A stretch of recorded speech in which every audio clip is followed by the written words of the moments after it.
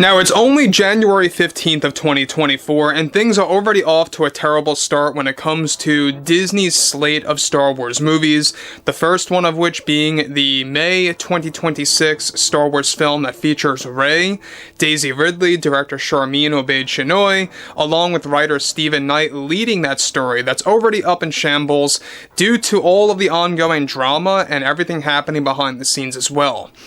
This is Mike Zero. Subscribe if you're new and like this video to see future updates. You can also follow me at Mike01. I thank you also very much for the great and kind support.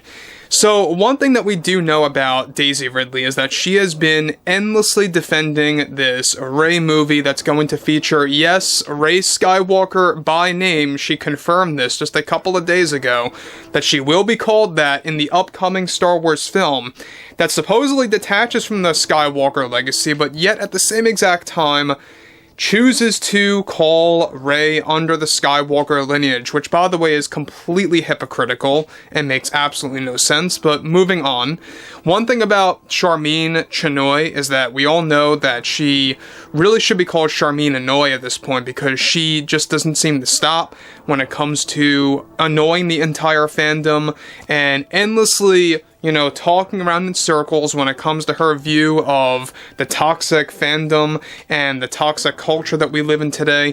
And Daisy Ridley really agrees with everything that Sharmeen stands for. So let's get into all of this, shall we? Now, I think a lot of this is driven from the fact that Daisy realizes now that she finally has a job and a potential 3-movie deal, because they have been talking about how this could turn out to become a trilogy. So with Daisy Ridley actively, of course, defending her upcoming REY film, she recently has been very direct with the ongoing backlash and criticism over the movie's plans by Sharmeen and Steven. One major development has to do with Daisy Ridley and what she recently had to deliver by stating the following. I had the chance to have breakfast with Kathleen Kennedy earlier on when she dropped the news that she wanted to do another film. And I was like, oh, okay, wow. I knew going in that this was going to upset the loud minority of fans that really tried to take down both JJ and Ryan's aim for what Star Wars needed to become to feature a new generation of characters. And I have no doubt in my mind that those same fans are going to try to do the same. I know I have said this plenty of times before, but my character has been called many things that are just flat out made up slang words, like a Mary Sue, which I had and still have no idea what that really means. I believe it comes from a place of fans just hanging on to this fear of a powerful woman taking charge of what was once focused on a male hero. But I am proud to be back. People keep asking me if Adam is returning. She's talking about Adam Driver, by the way. And well, let's just say there are no plans of that happening right now. I think Adam was very direct about all of that. This is going to be Rey's story and hers alone, and how she leads a new generation of fighters to protect the galaxy over a decade after the last film. I know little about the script, but I know the general direction of where we are going. It's quite surreal, actually, especially when you have such an excellent director like Sharmeen on board, and steering the ship on this one in the right path. I just feel there are many fans with unhappy lives that take these movies too seriously, and everyone needs to remember that these are fictional stories, so who cares if one is led by a male or female or whoever? People should really chill out. Haha. I mean, it is a galaxy with hundreds, if not thousands, of species, right? So I say, who cares? I agree with Sharmeen and Kathy that it was time to leave George's stories behind. In the beginning, we weren't quite sure of that approach until we knew what we had to do and how it is going to upset some, but not the majority. Sometimes you have to take a leap of faith and witness the outcome afterwards. And if you succeed, you are going to be very proud of the risks that you take. That's what Kathy is doing, and that's what Sharmeen is going to do with this film, that we hope one day will turn itself into an entire new trilogy with a new Jedi Order and everything. So guys, let me just stop here quick before I get to the big conclusion of what Daisy has to really spew out further. Now, basically, this all started, as she confirms, with having breakfast with Kathleen Kennedy, alright? It's always like this when it comes to producers and actors/actresses to discuss specific deals. It happens a lot of times in the industry.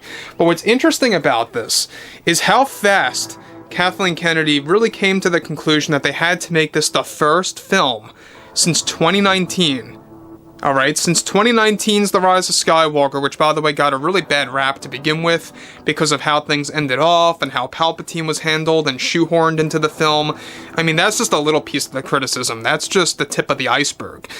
But when you look at stuff like this, alright, the fact that she is siding with Sharmeen and Steven and Kathy on how you gotta depart from everything that George had built since 1977 is disheartening. It really is.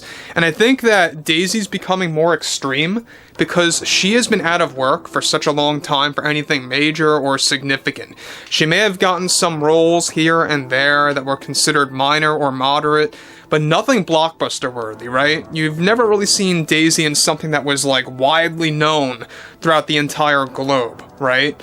So basically she fell into Mark Hamill's situation. I'm not saying that Mark Hamill was bad in the originals, but I'm saying that she fell into that fate where he didn't really seem to get major blockbuster roles after the Star Wars films. Rey, or should I say Daisy, is almost like that overall new take on what her career is looking like, where she's going to get a lot of minor stuff. I would not be too shocked if she does a lot of voiceover roles after, you know, the sequel trilogy movies, and especially if this movie never gets to see the light of day. I still hold by my opinion that there is a very likely scenario that this movie will never even be made. For two reasons. Number one, they're really kind of having a lot of trouble with the script right now. They're really trying to figure out how to really establish the ending of the movie. And number two, the backlash is really getting to Lucasfilm. It is in fact an actual thing that happened behind the scenes, that they announced the Mandalorian and Grogu film, Ahsoka Season 2, and more to do with the future of Star Wars to kind of shift the attention away from the Sharmeen obaid-chinoy backlash. That was an actual move by Kathy Kennedy and Bob Iger. So we'll talk more about that later in the week. There's a lot to discuss.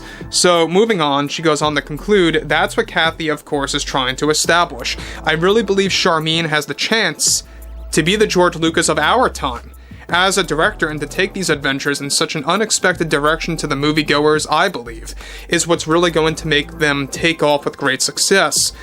It's refreshing to detach from what was built for so many decades and how Sharmeen is creating this playground to experiment with these new stories from the ground up.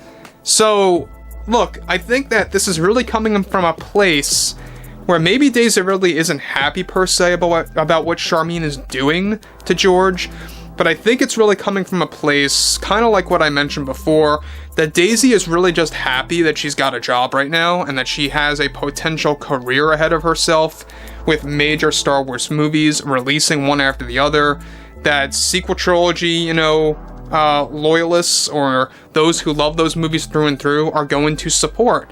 So it's going to be interesting. And look, if you like the sequels or if you dislike them, that's fine. I don't like them at all, by the way. I think that they are very much disjointed and shift away from Lucas's vision too much. But this is another new level of a low when it comes to Disney. So I would like to hear your overall take on this below in the comments, and if you guys did enjoy the content for today, make sure to drop a thumbs up on this video to support the channel, and I will catch you guys later.